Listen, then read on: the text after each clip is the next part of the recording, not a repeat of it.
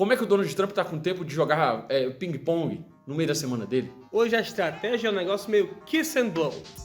É a ameaça e a carícia. Você dá uma mordida e depois você dá um soprinho. A própria perspectiva econômica vem abrindo espaço para perspectivas mais existenciais. Eu e minha mãe, a gente foi traído por uma grande e inesperada crise mundial dos cupcakes. Quem está em vantagem nessa guerra Estados Unidos contra o Irã é talvez um dos enigmas mais indecifráveis da política contemporânea.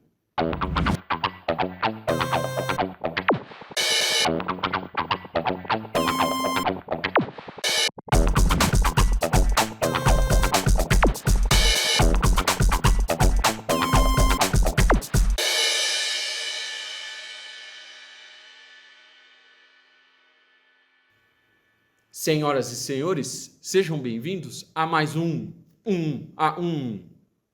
rotação em crise. Voltamos hoje, então, a falar sobre a guerra no Irã, mas hoje a gente queria trazer uma perspectiva econômica para isso. Boa sorte. Complicado, mas eu vou tentar aqui. A gente vê, semana a semana, o Donald Trump vem reafirmando suas ameaças contra o Irã, ameaçando atacar as usinas. E isso faz que no mercado internacional o preço do barril de petróleo suba em desespero. Perfeita análise. Aí vem a confusão. Na outra semana, o que ele faz? Ele relaxa as sanções contra as vendas do petróleo iraniano e faz um cessar-fogo de 5 dias. O preço? Desce. Fica nesse vai e vem. E aí causa essa confusão que a gente tem hoje. Quem está em vantagem, Rembrandt? Olha, eu vou te dizer, a única pessoa que pode estar em vantagem num momento como esse é a pessoa que aposta. Mas não quem aposta de qualquer forma, não. É quem aposta certo. E é por isso que eu tenho apostado no meu tio. Meu tio criou um perfil no Polymarket agora e está arrasando na hora de prever os próximos passos da política internacional. Dia após dia, ele entende certinho o que é que o Donald Trump vai fazer. Semana passada, o Donald Trump adotou um lagarto como pet. Meu tio previu isso 2 dias antes. Olha aí. Impressionante. Eu estou acumulando uma fortuna agora que já está em volta de R$68. É realmente dinheiro demais. Agora, sobre o assunto que você estava falando, realmente quem está em vantagem, eu não sei. Acho que quem não está em vantagem é justamente a perspectiva econômica que você decidiu se debruçar sobre na sua análise. Eu agradeço, mas eu acho que é um momento conflituoso para a perspectiva econômica frente às perspectivas existenciais que esse caso, né, dessa terceira guerra mundial tem criado. A gente está falando, gente, de um regime ditatorial sanguinário na terra da liberdade. Né? É uma afronta a tudo aquilo que é basilar no espírito humano.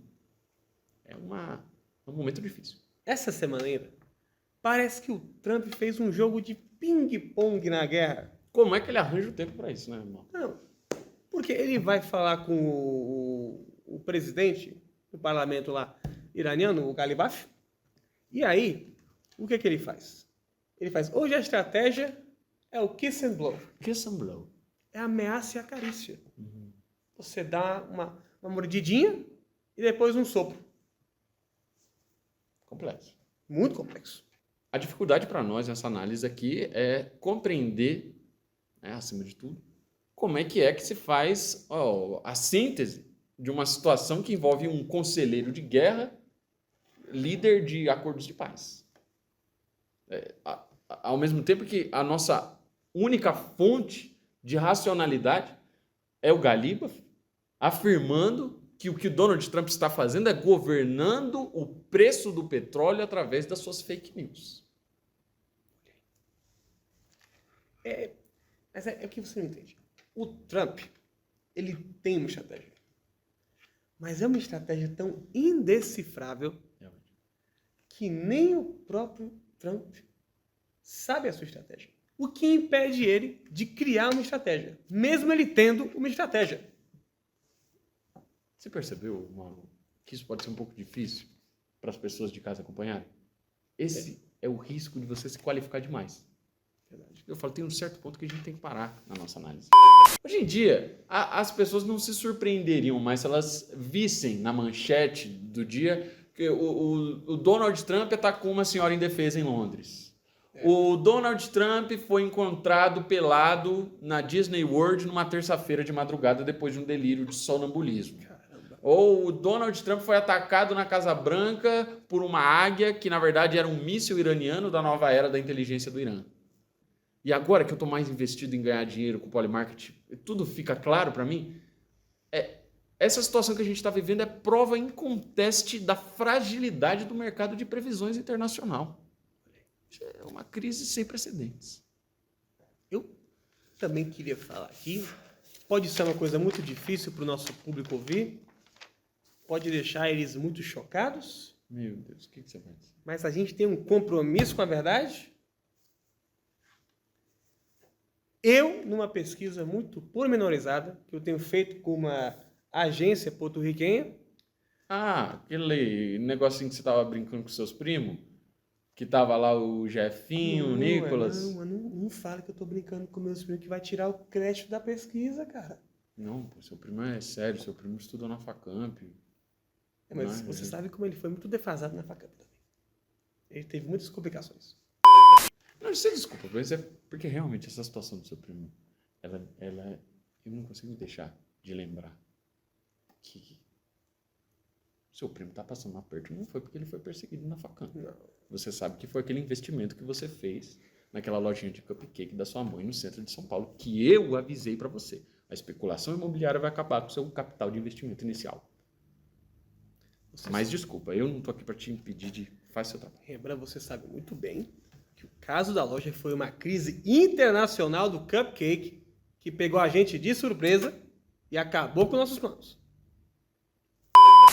Eu, numa pesquisa junto a uma agência porto-riquenha, a gente pesquisou muitos documentos, fez muito no Google Acadêmico, chegamos à possível conclusão que a chave master da estratégia do Donald Trump seja que nem mesmo o próprio Trump entenda o que o Trump está fazendo. Mas isso responderia a tanta coisa. Isso responderia a tanta coisa. Essa semana saiu uma notícia do Trump com um olhar infantil, um sorriso estampado no rosto e os braços estendidos, dizendo: tudo que o Irã nos deu foi um presente. É uma cena incompreensível, mano. O mercado de previsões está maluco diante dessa falta. Eu acho que o Donald Trump está vivendo num sonho, esquecendo que as ações dele têm consequências na realidade. E é por isso que eu vou te pedir licença aqui, Mauro, por favor, para fazer um apelo no nosso programa. Eu não sei se o presidente Donald Trump está tendo tempo de nos assistir, eu tenho certeza que para ele também é muito confuso tudo isso que está acontecendo, mas caso ele esteja, eu faço esse apelo aqui. Doutor Donald Trump. Isso aqui não é um sonho. Por favor, acorda, Donald Trump! Espero que chegue nele essa Tem que mensagem. falar alto, né? que senão não assusta. Espero que chegue nele essa mensagem. É porque quem sabe, né, aquele sorriso inocente dele não é apenas o seu estado mais sincero de senilidade. Ele está doando o que ele é.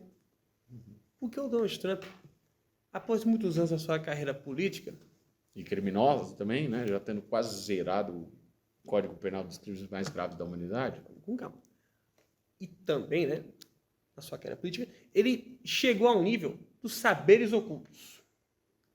Claro. Um saber oculto da perversidade e da malevolência. Não, calma.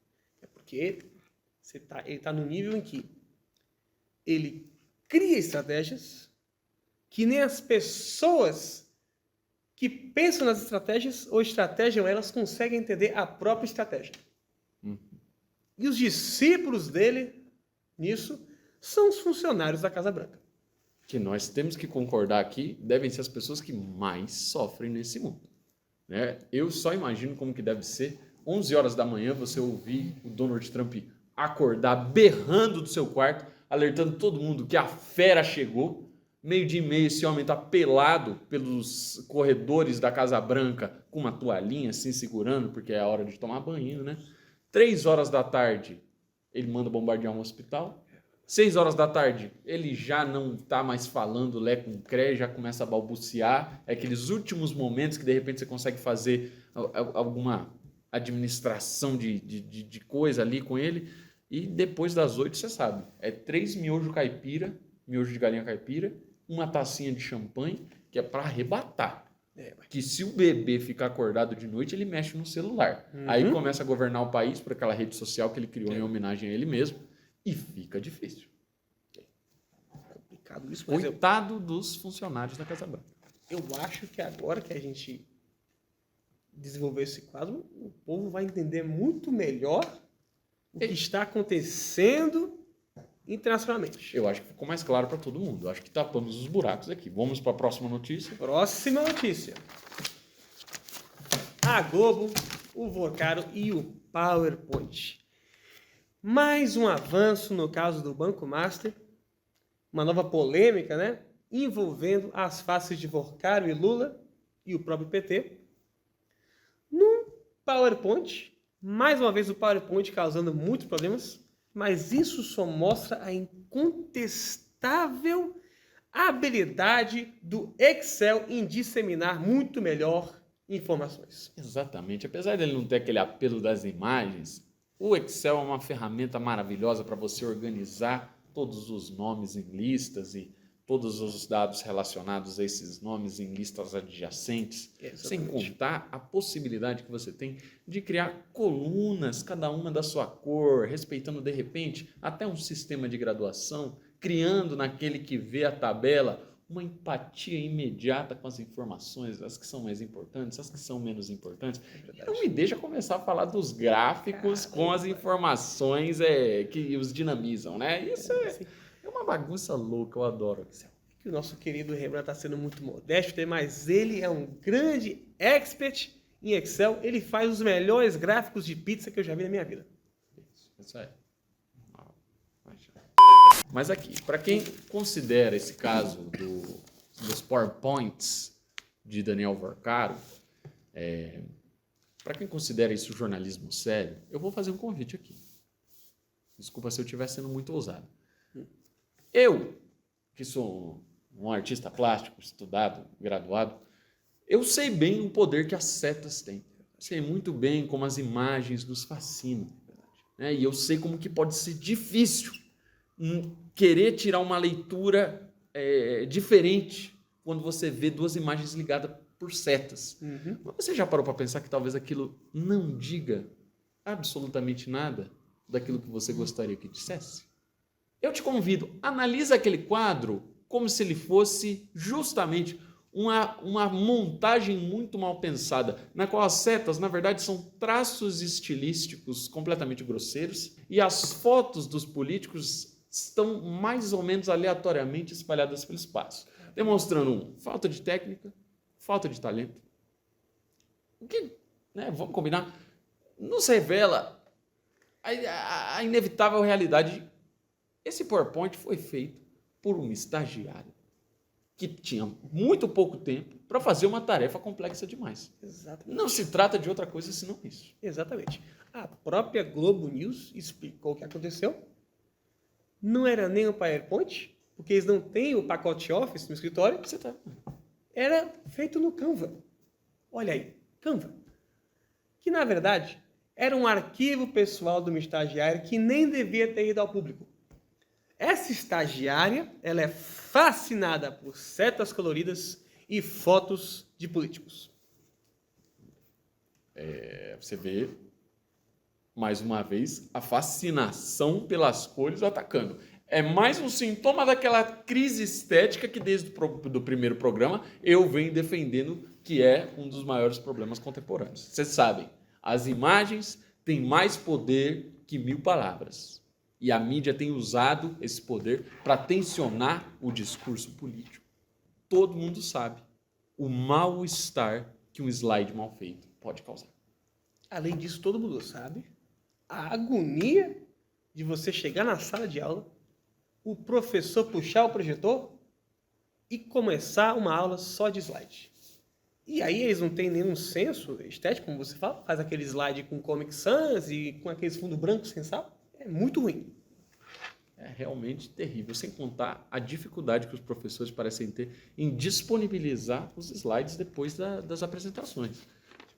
Cada aluno tem ali a experiência de ser como um peixe palhaço, que num segundo observa um slide e absorve as informações, e no segundo seguinte absorve o próximo, esquecendo das informações anteriores. Isso. Né? No fim da apresentação, tudo que todo mundo tem na cabeça é o quê? Fim. Porque ele sempre faz questão de colocar um slide escrito fim. E isso mostra pra gente, obviamente, a causa de um dos maiores problemas de hoje em dia da pessoa comum, que não consegue explicar o processo de mitose e não sabe o que é a mitocôndria. Tá vendo? A pessoa ouve esses nomes, acha que é um bando de pomada para frieira e não entende que é apenas um processo simples e básico da biologia. Pois é, realmente. E nós, de novo, aqui, retornando à raiz dos problemas. E nós somos obrigados a ver esse mesmo caos sendo desenvolvido na compreensão que as pessoas têm dos principais acontecimentos políticos contemporâneos. Pelo amor de Deus.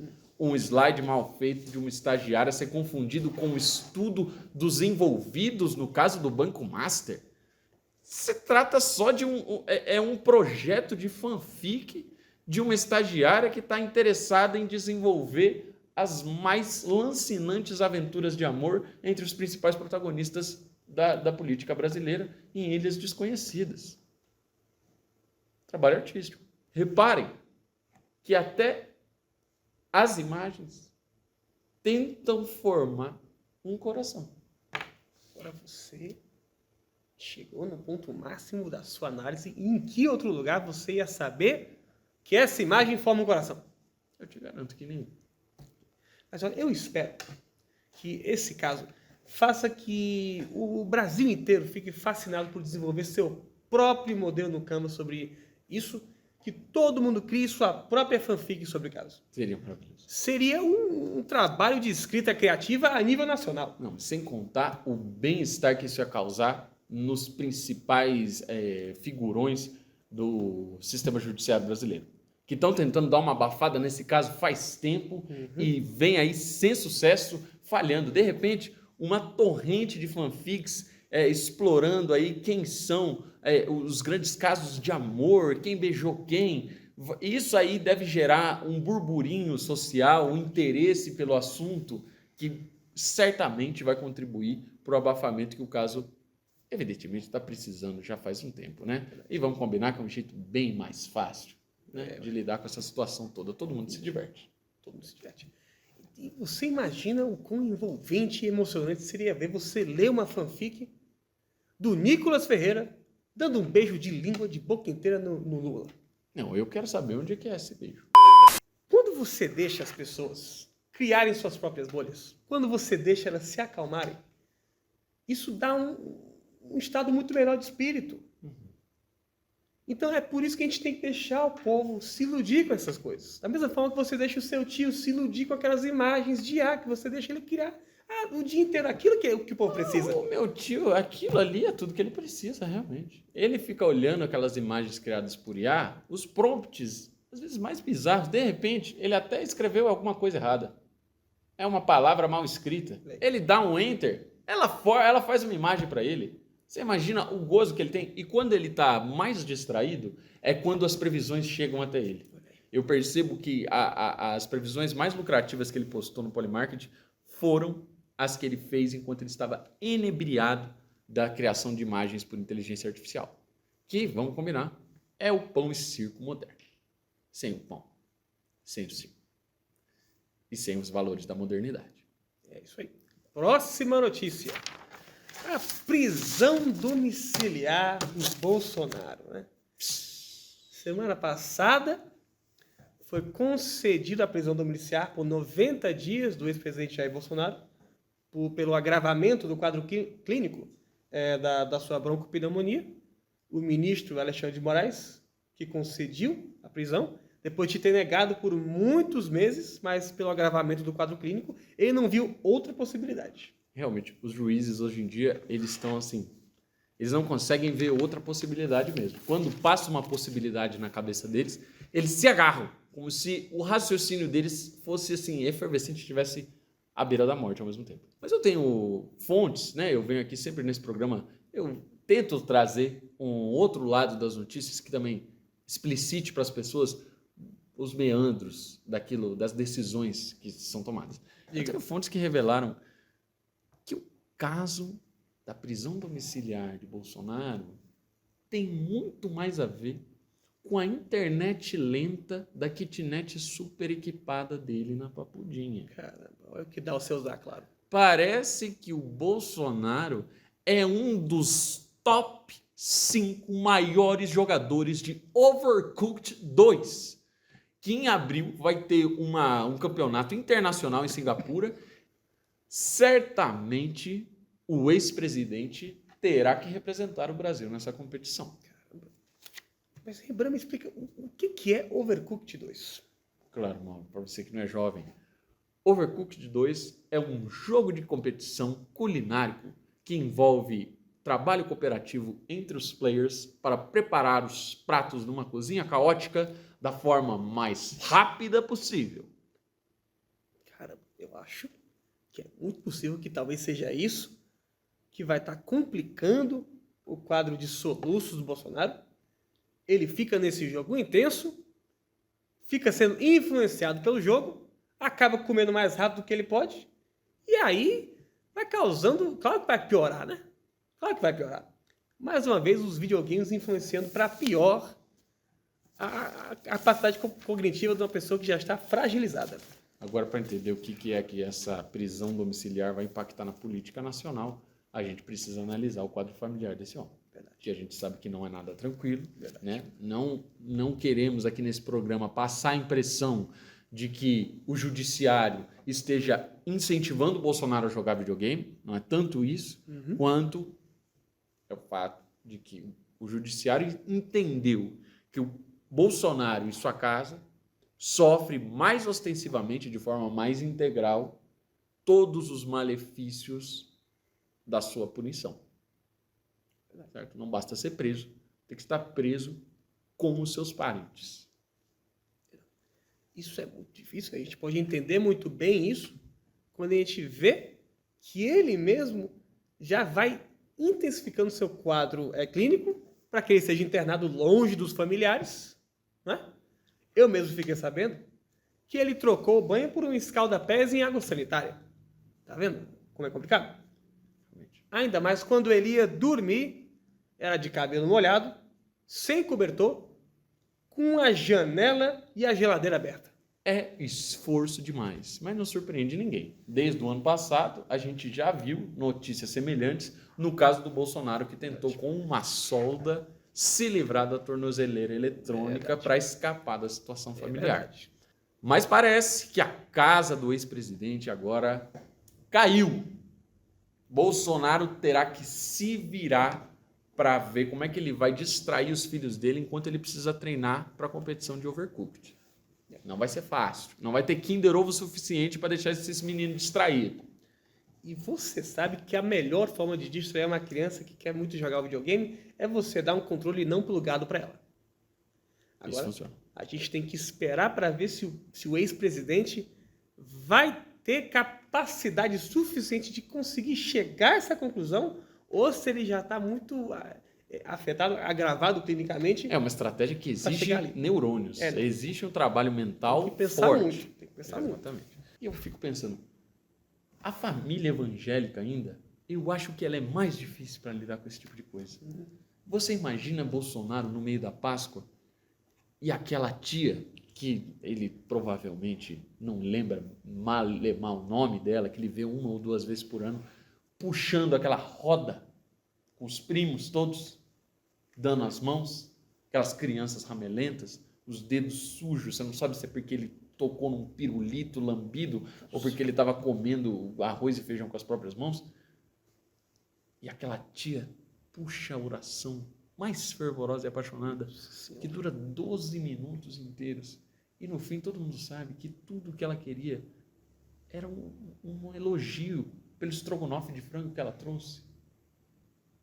Tá vendo? É uma tristeza. É uma situação muito difícil para você passar nessa Páscoa. Eu não acho que o Bolsonaro vai aguentar, não. Não. Eu vou avisar agora para ninguém falar que a gente não disse nada. o ex-presidente vai tentar fugir de novo. É claro para todo mundo. Ele vai pular essa cerca, ele vai tentar correr e ele vai colapsar depois de 1 minuto.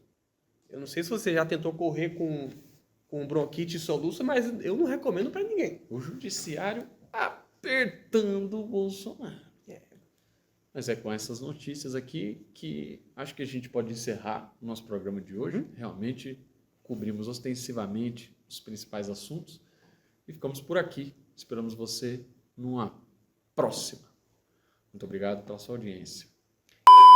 Então, eu queria perguntar para você, Bran, sobre o estrogonofe da sua tia no passado na Páscoa, mas ele estava muito bem feito. Então, o problema é que você não foi lá no Natal. No Natal, ela costuma fazer de carne. Nossa. E carne, eu vou te falar, ela não sabe comprar carne para fazer estrogonofe. Umas carnes cheias de gordura, uma coisa assim, nojenta. Mas nem uma batata palha salva? Não, ela não gosta de batata palha, não. Ela compra Doritos de Cool Ranch, Minha nossa. amassa tudo com a mão assim, joga em cima Nossa. da carne, vira uma maçaroca. Olha, mas eu vou te dizer aqui que eu vou te chamar pro Natal e a minha mãe vai fazer um cupcake para você. Que Precisa não, parar com esse negócio de ficar mas falando do dessa cupcake da sua mãe. vez você vai adorar, ué. Eu não gosto do cupcake da sua mãe. Eu não quero o cupcake da sua mãe. Eu preciso que você me diga que você entendeu isso. A próxima vez que você falar disso no programa, aí ela vai ouvir. Você sabe como ela é. Você sabe como ela é. Eu falo, não gosto de